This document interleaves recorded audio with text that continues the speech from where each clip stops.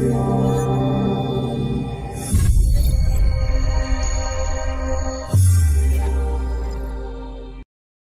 right, well, thank you for having me. I'm so happy to be a part of this. I had really no idea what it was about, but now that I've seen all these amazing speakers, I'm just really inspired, and it's just been kind of a life-changing experience. So welcome, and I'm really happy to tell you my story today. I don't get to do this very often. Most of the time I'm just educating about medicine. So I'm going to tell you a little bit about myself and how I got to this point in my life, and then I'll tell you about my practice and how we kind of do things there. So first of all, my talk is supposed to be about igniting your energy. So I want to know from the audience, how many of you feel tired at least 3 days a week? Yeah, right? And how many of you are affected by that? Keep your hands up if you're affected by that.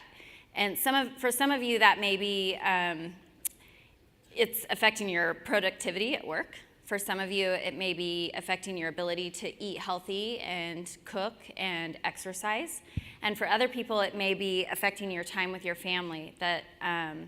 So that can be very disruptive, and it's actually a pretty common statistic that women are more tired than men. They typically complain of more fatigue than men, and they oftentimes think that that's a top health concern of theirs. So I see a lot of patients who complain of this.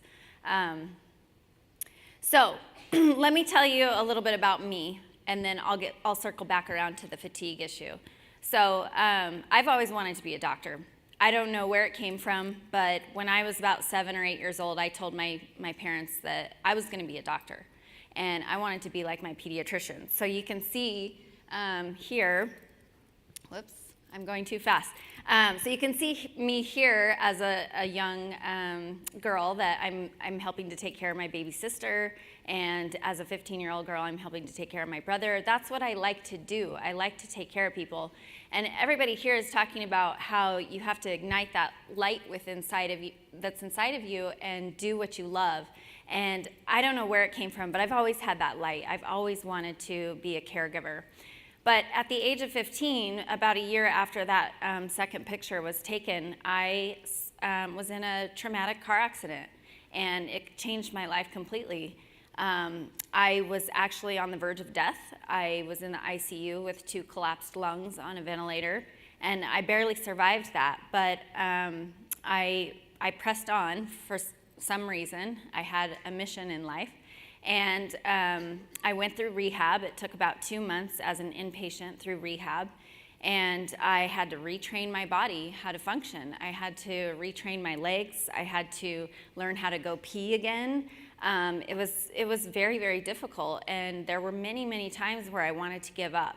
But I had amazing people around me, my friends, my family, and the medical personnel that were part of my care, my physical therapist, my physician, and they kept pushing me, and they kept telling me that if I worked really hard, I would be able to do some of those things that I thought I had lost. So you can see me here. I am using braces and crutches to walk, and that was hard. And I thought, well, you know, they're telling me I have to be in a wheelchair, but maybe I don't. Maybe I can walk. And I can walk, but I realized, and I came to accept the fact that life was better in a wheelchair. I was okay with that. I can get around faster. I get front row parking. I get front row concert tickets. I mean, it's pretty cool. So I'm okay with it, and I walk when I need to walk. So I don't really see myself as disabled, and a lot of you may be surprised by that. But I actually don't really see myself in a wheelchair. I actually have dreams that I'm walking around, and my dreams are normal, like I'm just walking around. But guess what? My wheelchair is always with me. I'm like, hey, guys, you forgot my wheelchair, even though I'm just walking around in the dream. And it was kind of interesting when I was putting this talk together. I was like, well, I need some pictures of me in my chair, but I don't really have any pictures of me in my chair. I'm always standing up when I take a picture. And here I am at my high school graduation, where I decided that I wasn't going to roll across the stage. I wanted to walk across the stage.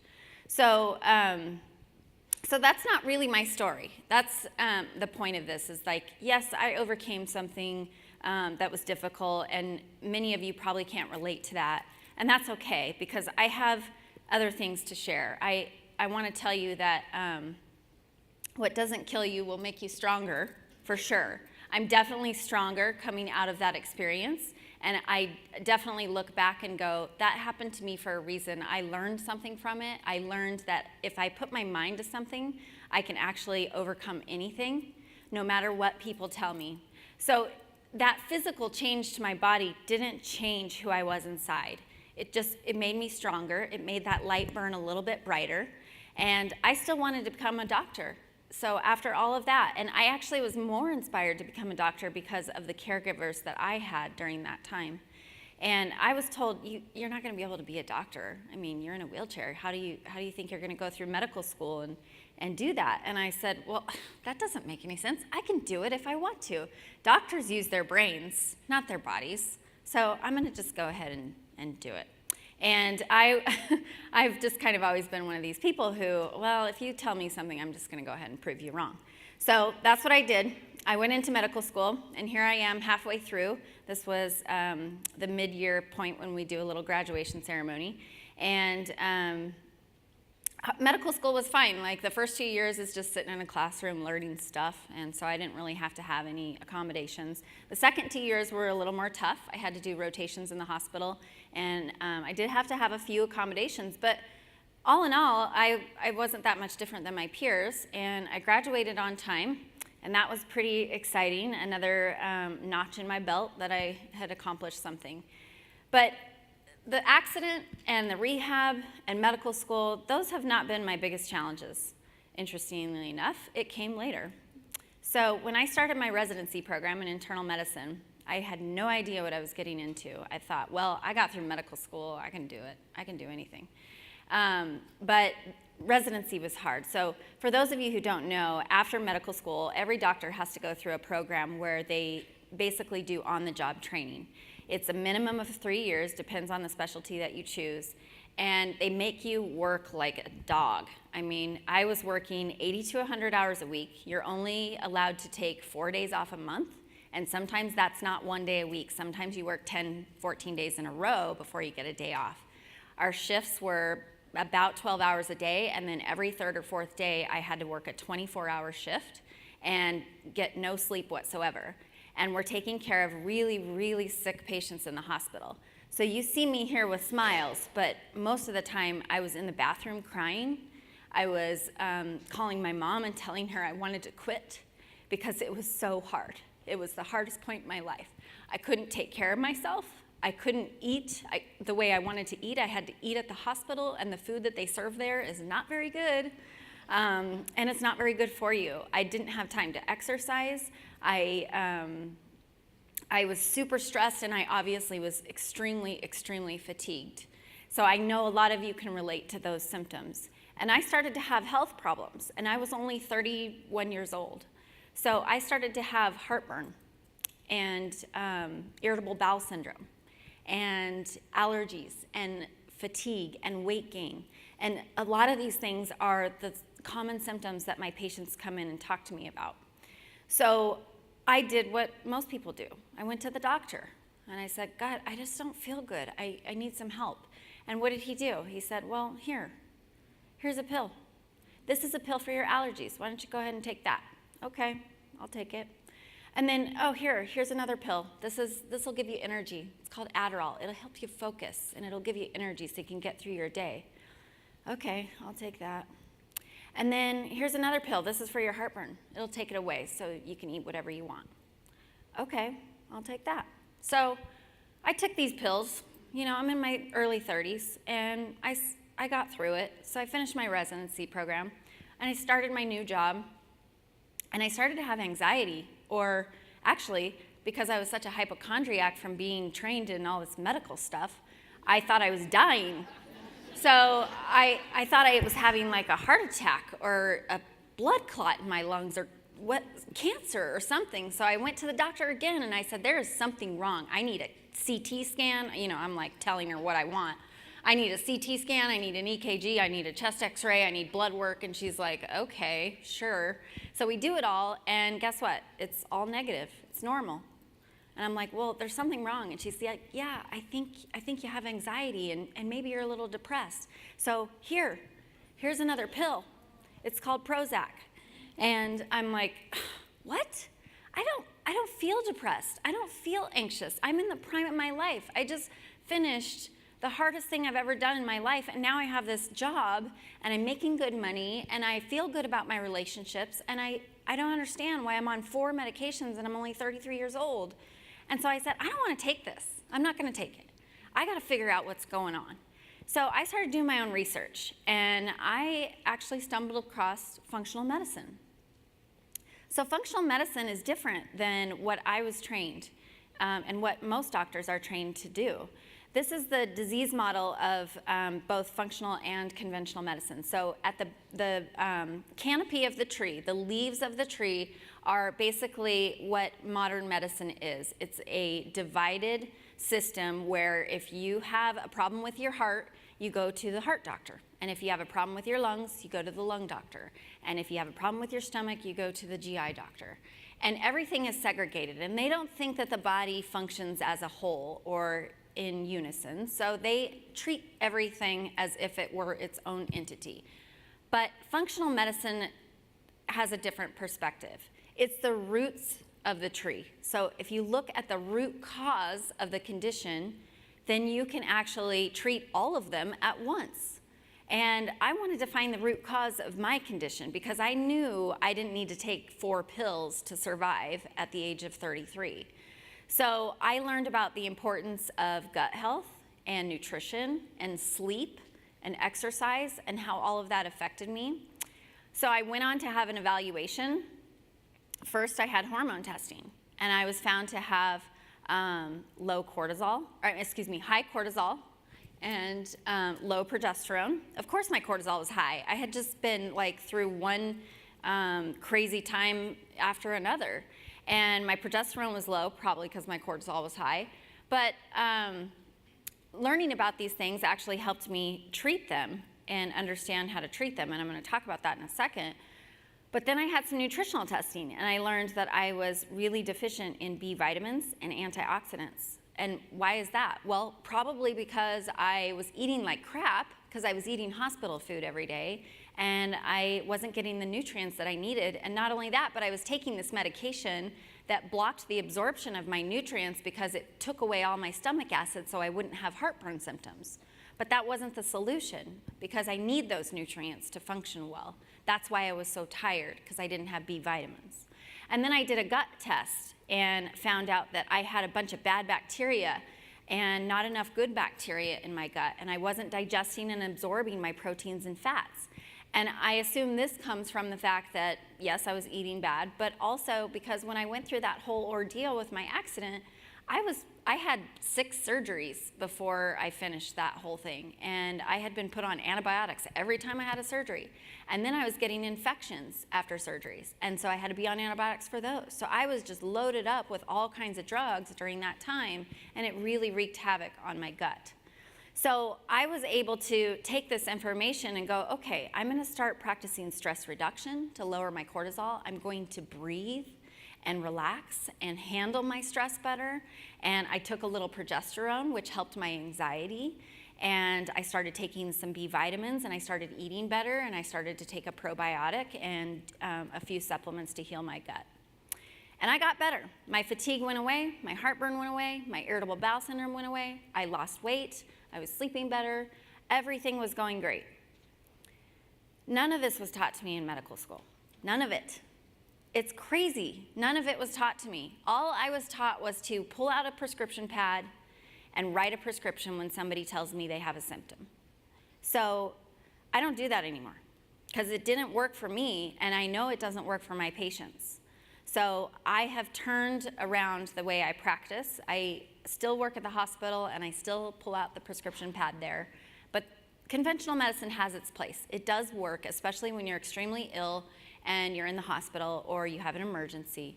But it doesn't work for everything, and it especially doesn't work for preventative health. So I had to do this on my own. And I will tell you that most of the doctors out there don't know this information that I know. They have to go seek it themselves, which is unfortunate. But I did it because I believed in it. It helped me, and I knew that I could make a difference and help other people in the same way. So that's the way I practice. And I love this quote here. The doctor of the future will give no medication, but will interest his patients in the care of the human frame, diet, and in the cause and prevention of disease. That is the essence of functional medicine. So that is how we do it at Vita Novo. So when you come to see us at Vita, we want to figure out what's wrong. You'll come in with all these same symptoms that I had maybe, or different symptoms. It doesn't really matter because we're going to get to the root cause.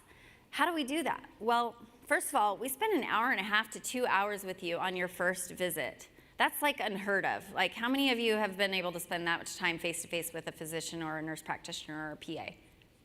It never happens, right? So you get to know us really well, and we get to know you. We go through your whole timeline from even before you were born, because that actually matters, what your mom was doing when she was pregnant with you, all the way up until this point in your life, and what has happened along the way that has led you here and has caused these symptoms that you're having. And then we do special testing, like what I had, nutritional testing, hormone testing, gut testing, and even some others specialized testing. And then you come back for your second visit, and we spend another 30 to 90 minutes with you, educating you about your body, taking the test results and your symptoms and showing you how they're connected and how we're going to treat them. And most of our time is spent in education. I will say that is very prominent because we want to just educate you and give you the tools to help heal your body. And I'm going to give you some of those tools today. But we focus a lot on lifestyle change because life doesn't change, right? I mean, a lot of times you can't control what's happening in your life. You just have to learn how to manage it better. So we talk about stress management, and we talk about sleep and how important it is and how you have to make time for it because it's the only time your body can rejuvenate and repair. And we talk about movement and exercise is like a four-letter word to me. I don't like it. I mean, a lot of people don't like it. But if you find something you love, you might start liking it. Nutrition and gut health is extremely important. What we put in our bodies is important. You are what you eat, literally. Hormone balancing is another one. And not everybody needs that, but a lot of people do because we have a lot of hormone disrupting toxins in our world. And so we do have to look at that.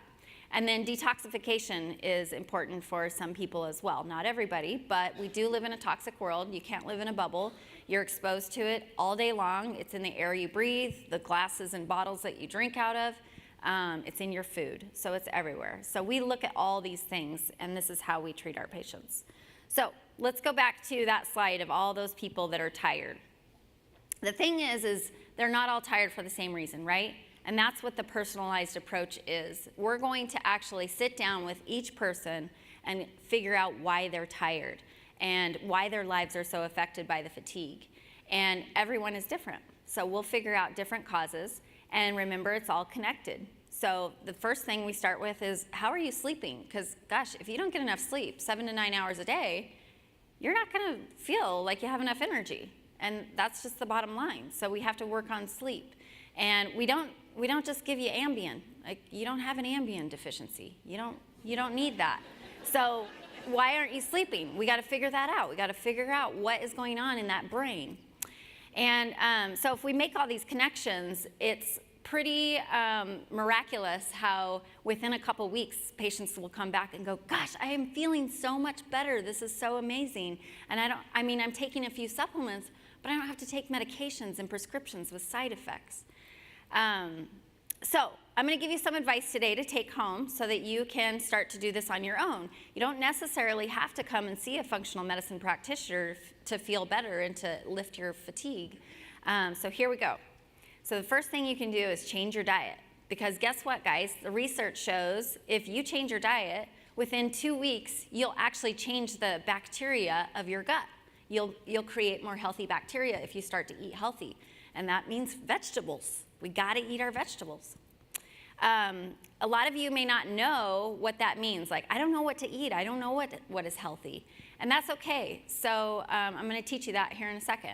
But you want to eat food that fuels your body. Food equals energy. That's what we're designed to do. We're designed to put that food in and create energy out of it. And so if you put in things that are packaged and labeled and made in a factory, it doesn't have that energy capability. So food is either energy or food is toxic, okay? So remember that. You got to choose the right foods. So if you don't know what to eat, you can go to my website, and in the top bar on every page, there's a patient info tab. And that info tab has a diet section, and you can choose a few diets that we typically recommend. There's an elimination diet, there's a Whole30 diet, a detox diet. It comes with recipes and meal plans, and it tells you exactly what you can eat. And it takes out all the bad stuff and puts in the good stuff. And I will tell you that most patients within 2 to 3 weeks of doing this feel so much better. And we didn't have to do anything else. They just changed their diet. So the next piece of advice, you are going to need to recognize your sources of stress and engage in stress reduction practices. And I know a lot of you don't know what that means, but really the most basic form of stress reduction is just breathing. And everybody says, well, I don't have time to do that. I don't have time to go to yoga class and do all this stuff. You don't have to. You're breathing right now, right? Now you just need to focus on it. Just focus on your breath. So I'm going to have everyone do that for a second. I want you all to close your eyes. And I want you to just kind of relax your body a little bit and take a big, deep breath in through your nose and blow it out through your mouth very slowly. And then do it again. Big breath in and blow it out. Doesn't that feel good? That feels good. I think it feels good. It actually scientifically changes your body. It puts you in a calm state. It lowers your cortisol. It lowers your heart rate. It lowers your blood pressure. And it makes you feel better. And if you can do this a few times a day, whether you're at a stoplight or you're at your desk or you're getting ready for bed and your head hits the pillow and your mind is racing because you have 1,000 things to do tomorrow, you can still take a breath and relax, okay? So that's stress reduction. That is the simplest form of meditation right there, is just focusing on your breath. I don't know about you guys, but when I just took those big deep breaths, I wasn't thinking about anything else. My mind went blank and I focused on my breath. That is meditation. That's what meditation is. Because I used to say, I can't meditate. My mind's going 1,000 miles a minute. I can't do that. But I can. And you can too. And you can't get rid of your stress. You can't get rid of your kids. And you can't get rid of your husband or your wife. And you can't get rid of your job, right? So you have to learn to deal with it. You have to learn to handle the stress better. Okay, so tip number 3, get adequate sleep. How do we do that? Well, you got to set a time every night that you're going to go to bed at this time. It's better to go to bed and wake up at the same time every day. So set a time for yourself and just shut things down. You don't have to get that project done tonight. You don't have to do this. You don't have to do that. You can actually turn off all your electronics and do a couple breaths and go to sleep at a decent hour. A lot of you probably don't know this, but of course we have electronics everywhere, and those electronics emit electromagnetic waves. And the more you're surrounded with them, the more of those brain-disrupting waves you're getting. And it actually disrupts the deep brainwave sleep that you need to get restful sleep and feel like you got adequate sleep. So the advice is, don't put your electronics in your room. Don't sleep with your phone next to your bed or your iPad or your computer or all 3 of them. I mean, I'm sometimes using all 3 devices at once, but you don't need to do that. You need to turn them off, and at least an hour before bed, just have some quiet time. Read a book, an old-fashioned book, not an iPad or a Kindle or any of those electronic things. Turn your lights out. Make sure your room is completely dark, and that will stimulate the natural melatonin in your brain that helps you sleep. And again, do that breathing before you go to bed, and it really will calm your body down.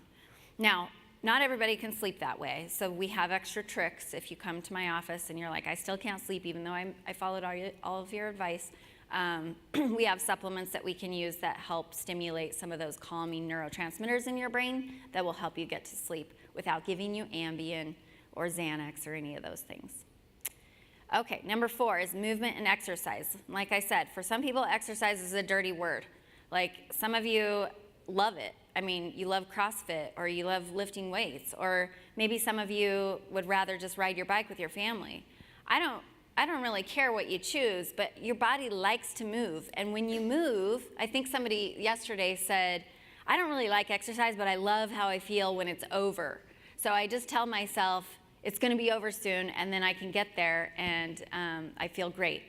So you just got to find something that you like, whether it's a sport like playing tennis or going skiing or hockey or riding your bike. You don't necessarily have to go to the gym, okay? But you got to move. Your body wants to move, and it really helps you in more ways than one. One of the other things people don't know is that exercise actually helps your memory. So I know that's a top 5 concern for most people. They don't want to get Alzheimer's. They don't want to have their brain go. And I don't either. It's one of my best assets. So I got to exercise because that's going to prevent Alzheimer's. All right. So in summary, to ignite your energy and get things going, you're going to go in with the good and out with the bad. And that's the food you're eating. And you're going to breathe, and you're going to relax, and you're going to sleep and take a break from your electronics. Move and exercise, and if you do those things, that's a great start. And if you don't feel like you're getting anywhere, or you feel like there's more things that are wrong, you can always come and see a functional medicine practitioner to get to the root cause and learn more about your body and your overall health. But if you take care of yourself and you do these good things for yourself, you can go out and conquer your goals, just like I did. So thank you very much.